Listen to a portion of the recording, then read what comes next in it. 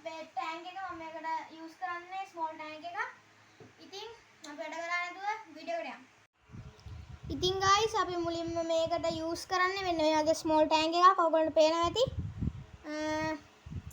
අපිට ඊළඟට ඕන වෙන්නේ මෙන්න මේ වගේ අපේ ඩ්‍රිප් ෆුඩ් එක. ඔයගොල්ලන්ට පේනවා ඇති මේක පා වෙනවා. ඒ නිසා ඉතින් මම මේක හිතුවා මේ ගල් බැඳ ගන්න. ඔයගොල්ලන්ට පේනවා ඇති. මේ වගේ මම ගල් එකට attach කරගත්තා. ඊට පස්සේ අපිට ආයෙ වෙනවා plants. ඔයගොල්ලන්ට මතක ඇති මම මගේ රේන්බෝ පැරඩයිස් වීඩියෝ එකෙත් මෙන්න මේ වගේ මේට වැඩිය ගොඩක් ලොකු ප්ලාන්ට් තමයි මෙන්න මේ වගේ එකක් තමයි ගත්තේ. මේවයි ආයි මෙන්න මේකයි. ඔයගොල්ලන්ට පේනවා ඇති මෙන්න මේක. ඔයගොල්ලන්ට මම එදා කිව්වා ඔක්ටෝපස් වගේ මේක ප්ලාන්ට් එකක් කියලා. ඔක්ටෝපස් ප්ලාන්ට් එක වගේ හැබැයි ඔක්ටෝපස් නෙමෙයි. ඔයගොල්ලන්ට පේනවා ඇති මේකේ මේ වගේ දෙකක් තියෙනවා. අරකේ නම් එකයි. ඔයගොල්ලන්ට පේනවා ඇති. මෙන්න මේක තමයි අපි දෙවෙනියට යූස් කරන ප්ලාන්ට් එක. ඊට පස්සේ අපිට ඕන වෙනවා aquarium sand. ඔයගොල්ලන්ට පේනවා ඇති මේක හරිම soft sand. මේ පේනවා ඇති. මේක හරිම soft. ඒ වගේම අපිට ආයෙ ඕන වෙනවා මේ වගේ aquarium එකෙන් ගන්න ගල්. ඔයගොල්ලන්ට පේනවා ඇති. හරි. ඉතින් guys අපිට මෙච්චරයි අපිට දැන් ඕන වෙන්නේ. ඉතින් මේක හරිම සිම්පල්. ඔයගොල්ලන්ටත් හදිසියේ ඔයගොල්ලන් ලස්සන ටැංක් එකක් හදා ගන්න ඕනොත් black diamond tetra tank setup එකක් හදා ගන්න ඕනොත් හරිම සරලව හදන්න පුළුවන්. මේකට ලොකු වියදමක් යන්නේ නැහැ. ඉතින් වැඩ ගතා නැතුව අපේ setup එකට යමු. ඉතින් guys මම මේකට aquarium soil එක ගන්න නැහැ. ඉතින් ඒ වෙනුවට මම ගන්නේ sand එක. ඉතින් දැන් අපිට තියෙන්නේ මෙන්න මේ sand එක අපේ ටැංකියට දාන්න. අපි එහෙනම් ඒ sand එක දාගමු. මේ විදිහට අපි sand එක දා ගන්නවා. ඉතින් අපි පරිස්සමෙන් අපේ sand එක දාගමු. මම මේකට soil එක පාවිච්චි කරන්නේ නැත්තේ මම වැඩිය මේකට plant use කරන්නේ නැහැ. use කරනවා. නමුත් මම මේක తాවකාලික විදිහට හදන්නේ මගේ black diamond tetra වලට. ඒකයි නැත්තම් මම අනිවාර්යෙන්ම aquarium soil එක use කරනවා. මම සාමාන්‍යයෙන් simple tank වල විතරයි aquarium soil එක use කරන්නේ නැත්තේ අනිත් ඔක්කොම වගේ මම aquarium soil එක use කරනවා. ඉතින් දැන් අපි මේ වගේ කෝණයකින් මෙන්න මේ විදිහට මේක හදාගමු.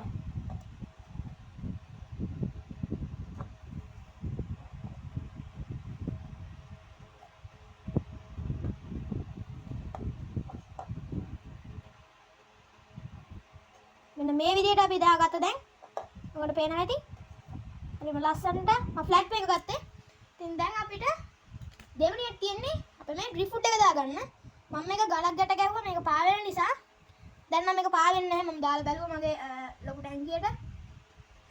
ඉතින් මෙන්න මේ විදිහට අපි අපේ ඩ්‍රිප් ෆුඩ් එක දාගන්න ඕන. මම මේක සෙන්ටර් කරලා දාගන්නවා.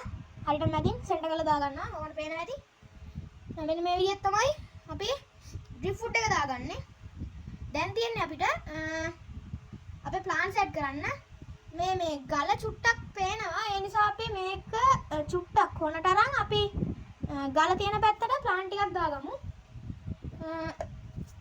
මම දැන් මෙන්න මේ විදිහට වැලි එක හදා ගන්නවා. මේ විදිහට මම දැන් වැලි එක හදාගෙන අපි දැන් ප්ලාන්ට් ටික දාගමු. මම මුලින්ම ගන්නේ මෙන්න මේ ප්ලාන්ට් එක. ඒක අරන් අපි දා ගන්න ඕන මෙන්න මේ කෝණ එකෙන්. මම පෙන්නන්න නෑ මේ කෝණ එකෙන්. ඔයගොල්ලෝ පේනවා ඇති. මෙතනින් අපි චුට්ටක් ඉඩ අරන් මෙතනට අපි සෙන්ටර් කර ගන්න ඕන. ඔයගොල්ලෝ පේනවා ඇති දැන් මම එතන පොඩි හිලක් හදාගත්තා. දැන් අපි ඒකට මෙන්න මම ඔයගොල්ලෝ දෙයක් කියන්න අමතකුණා. මම මේකේ මුල් හැදෙන්නේ නැහැ. ඔයගොල්ලෝ පේනවා ඇති මේ ප්ලාන්ට් එකේ මුල් හැදෙන්නේ නැහැ. ඒ නිසා මේක යටට යන්නේ. ඒ කියන්නේ මේක ගිලෙන්නේ පා වෙන උඩ වතුර. ඒ නිසා මම මෙන්න මේ වගේ ගලක් ගැට ගහගත්තා. ඇක්වැරියම් එක ඇන්ටිත් කිව්වා මේ ගලක් ගැට ගන්න ප්‍රශ්නයක් වෙන්නේ නැහැ. ඒගොල්ලෝගේ බිස්නස් එකේ ගලක් ගැට ගහලා තමයි මේක සෙල් කරන්න කියලා. ඉතින් දැන් අපි මේක දාගමු. ඔයගොල්ලන්ටත් පුළුවන් වතුරෙන් උඩට එන ප්ලාන්ට් එකක් තියෙනවා නම් මෙන්න මේ වගේ ගලක ගැට ගහලා ඒක දාගන්න. ඔයාලට පේනවා ඇති මම මෙන්න මේ විදිහට එක දාගත්තා. දැන් ඔක වතුර දානකොට අර මැලවි මැලවිච්ච ගතියම හොඳට එනවා. ඒ කියන්නේ මැලවිච්ච ගතිය යනවා. හොඳට එනවා ඒක විහිදිලා. දැන් අපිට තියෙන්නේ මෙන්න මේ ප්ලාන්ට් එක දාගන්න. ඔයගොල්ලෝ පේනවා ඇති මම මේකටත් ගලකට ගහලා තියෙන්නේ. ඔයගොල්ලෝ පේනවද? හරි. දැන් ඉතින් අපිට මෙන්න මේතනින් දාගන්න වෙනවා. ඒකවත් මේ ප්ලාන්ට් එක වහන්න ඕන. ප්ලාන්ට් එක නෙවෙයි සෝරි. මෙන්න මේ අපේ ගල අපි මේ දාලා තියෙන ගල වහන්න අපි මෙන්න මේ විදිහට හිලක් හදාගෙන ඒ ප්ලාන්ට් එක දාගන්න ඕන. මේ විදිහට. ඔයගොල්ලන්ට පේනවා ඇති මම මෙන්න මේ විදිහට ප්ලාන්ට් එක දාගත්තා. මේ විදිහට ප්ලාන්ට් එක දාගෙන අපි මෙන්න මේ විදිහට එලි මේව කරගන්න ඕන. පේනවද? දැන්වත් අමුතුම ලස්සනක් ඇවිල්ලා තියෙන්නේ. අපි මේ පැත්තෙන් තියෙනවා. මේ ප්ලාන්ට් එක ඊට මෙතන තියෙනවා මම අර කිව්ව ඔක්ටෝපස් වගේ ප්ලාන්ට් එක. ඉතින් අපි ආයි මෙන්න මෙතනත් පොඩ්ඩක් අර විදිහටම හිලක් හදාගෙන ඔක්ටෝපස් වගේ ප්ලාන්ට් එක දාගන්න ඕන. මේක ඔක්ටෝපස් නෙමෙයි යාළුවනේ. මේක ඔක්ටෝපස් වගේ. මොකද ඔක්ටෝපස් ගන්න නෙමෙයි. මම දැන් ඒක සෙන්ටර් කරගත්තා. මොකද පේනවා ඇති.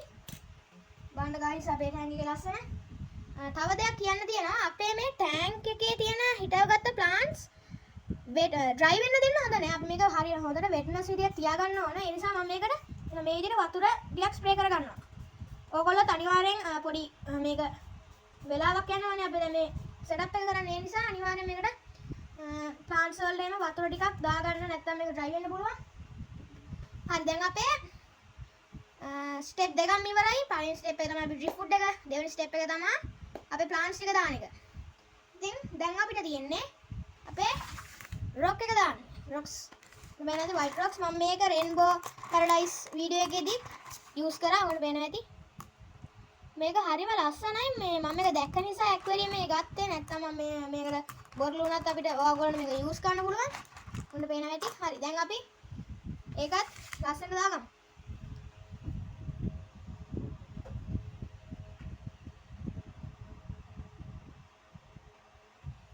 මෙන්න මේ විදිහට ඔයගොල්ලන්ට පුළුවන් ඩිසයින් කරලා ඔයගොල්ලන්ගේ ක්‍රියේටිවිටි එක මත මෙන්න මේ විදිහට ලස්සනට දාගන්න පුළුවන්.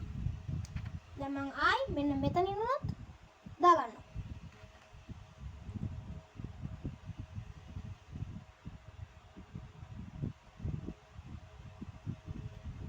මේ විදිහට අපි මේක සෙන්ටර් කරගන්න ඕන.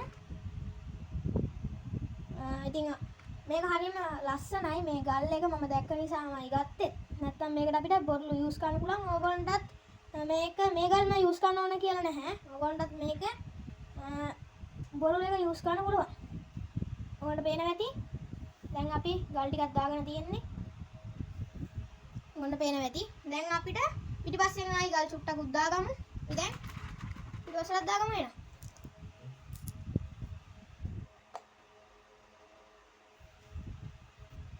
දැන් මේ පැත්තට අපි දාගමු.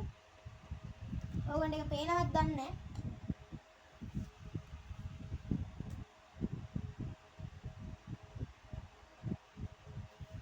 ඕකේ දැන් අපි මේ පැත්තට දාගත්තා. මම මෙන්න මේ වගේ තවත් චුට්ටක් මෙන්න මේ පැත්තෙම දාගන්න.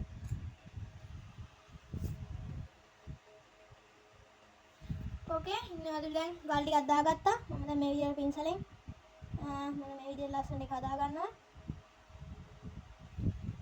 මට පේනවා ඇති මෙන්න මේ විදිහට. ඕකේ ඔන්න දැන් අපේ සෙටප් එක වැඩ ඔක්කොම ඉවරයි. කලින් එක වගේ වැඩි මේක දිග නෑ. ඒකවත් කලින් අපේ රේන්බෝ පැරඩයිස් එක ගොඩක් දික්ුණේ ලොකු ටැංක් එකක් නිසා මේක හරිම පුංචි ටැංක් එකක්, ස්මෝල් ටැංක් එකක්. ඉතින් මම මේකට වතුර පුරවගෙන මාළු ටික ඇක්ටිවේට් වෙන්න දාලා වීඩියෝ එකක් ගෙන්න. ඔන්න අපේ සෙටප් එක ඉවරයි. මම වතුරත් පුරවගත්තා. ඒ වගේම අපේ බ්ලැක් ඩයමන්ඩ් රෙට්‍රෝ ටිකක් ඇක්ටිවේට් කරගත්තා. ඉතින් ඔයගොල්ලන්ට පේනවා ඇති. මම දැන් මාළු ටික අරන් පෙන්නන්නම් අපේ ටැංක් සෙටප් එක. ඔයාලට පේනවා ඇති මාරම ලස්සනයි. ඔයගොල්ලන්ට පුළුවන් ඉතින් මේ වගේ ලස්සන ටැංක් සෙටප්ස් මගෙන් බලලා ඉගෙන ගන්න සහ මේ වගේ වියදමක් නැතුව ලස්සන ටැංක් සෙටප් එකක් කරගන්න. ඉතින් මේගොල්ලෝ දැන් ඇක්ටිවේට් වෙලා ඉන්නේ. මම විනාඩි 30ක් විතර ඇක්ටිවේට් කරගත්තා. ඉතින් දැන් තියෙන අපිට මාළු ටික රිලීස් කරගන්න. අපි මෙහෙම හිමින් ගැටේ ලියලා මේගොල්ලන්ව රිලීස් රිලීස් කරගමු. මේගොල්ලෝ රිලීස් කරනකොට එකපාරටම රිලීස් කරන්න එපා. මම කියලා තියෙනවා ඔයගොල්ලන්ට ඇක්ලිමේට් කරලා රිලීස් කරන්න කියලා. ඒ වගේම තව දෙයක් කියන්න තියෙනවා. මේ මම ගප්පි ටැංක් සෙටප් එක කරන ටැංකිය තමයි මම අද මේ බ්ලැක් ඩයමන්ඩ් ටෙට්‍රා එකටත් තරන් තියෙන්නේ.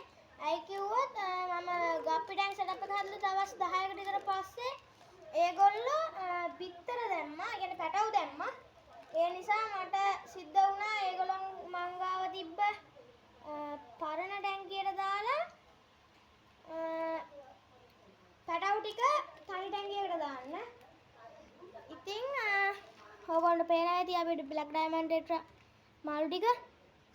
හරිම ලස්සනට ඒගොල්ලොත් ඉන්නවා. ඒගොල්ලෝ අපේ ප්ලේස් එකට කැමතියි වගේ. ඉතින් මම ඕගොල්ලන්ට මගේ ගප්පි ටිකත් පෙන්නන්න. දැන් ඉන්නේ මෙන්න මේ පොඩි ටැංකියේ. ඕගොල්ලන්ට පේනවා ඇති. මේ අර ටැංකිය නෙමෙයි මං ටැංක් සෙටප් එක හදපු ටැංකිය නෙමෙයි. ඉතින් ඒගොල්ලන්ගේ පැටව ඉන්නවා මෙන්න මෙතන. ඔයගොල්ලන්ට පේනවද දන්නේ චූටි පැටව. අර ඔයගොල්ලන්ට පේනද යන 5 දෙනෙක් වගේ තමයි ඉන්නේ. ගොඩාක් නැහැ. මම ඔයගොල්ලන්ට මේ වටෙන් ඇවිල්ලා පෙන්නන්න. අර කොනේ කෙනෙක් යනවා ඔයගොල්ලන්ට පේනවා ඇති. 5 දෙනා ඉන්නේ. හරියටම 5 දෙනයි. ඔයගොල්ලන්ට පේනවා ඇති. ඉතින් මේ තියෙන්නේ මං හදපු රේන්බෝ ෂාක් ටැංක් සෙටප් එක. අර එක්කෙනෙක් ඉන්නේ අර ගහ අස්සේ. එයා ඒක අස්සෙමයි කන්න එන්නේවත් නැති ගාන්ට ගොඩක් වෙලාවට මේක අස්සෙම ඉන්නේ. අනිත් එක නම් මේ කොටේ අස්සේ ඉන්නේ. යා නම් කැම දැම්මම ඇවිල්ලා කාලා යනවා. ඉතින් මේ තියෙන අපේ අපි හදපු ටැංක් සෙටප් එක. ඔයගොල්ලන්ට පේනවා ඇති. ඉතින් එහෙනම් අදට අපේ වීඩියෝ එක ඉවරයි. ඊළඟ දවසේ හමු වෙමු.